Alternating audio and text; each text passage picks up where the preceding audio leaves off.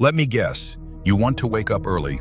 You plan to wake up early, but when the alarm rings, you hit snooze like it personally offended you. If that sounds like you, don't worry, this video is for you. Because waking up early is not about willpower, it's about strategy. Today I'm going to share 5 simple but powerful steps that can completely change how you start your mornings. Let's get into it. Step 1. Stop romanticizing nightlife. Here's the truth nobody likes to hear.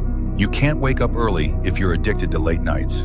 Scrolling, Netflix, Reels, one more episode, one more video. Early mornings don't start in the morning, they start the night before. If you want to wake up at 5 or 6 a.m., you must decide a non-negotiable sleep time. Not, I'll try, decide. Even if you don't fall asleep immediately, getting into bed early trains your brain. Consistency beats perfection. Step 2. Give your morning a purpose. If your only reason to wake up early is because successful people do, you'll fail. Your brain needs a why. Ask yourself, what am I excited to wake up for? Quiet time before the world wakes up? Working on your goals? Exercise? Learning a skill? Peace. When your morning has purpose, waking up feels less like punishment and more like opportunity. No purpose equals snooze button wins. Step 3. Fix your alarm strategy. Most people make this mistake. They put their alarm next to their bed.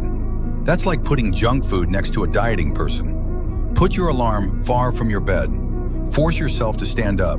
And please, stop using soft, emotional alarm tones. Use something firm, clear, and slightly annoying. Not scary, just assertive. Once you're standing, you've already won half the battle. Step 4. Don't touch your phone for 30 minutes.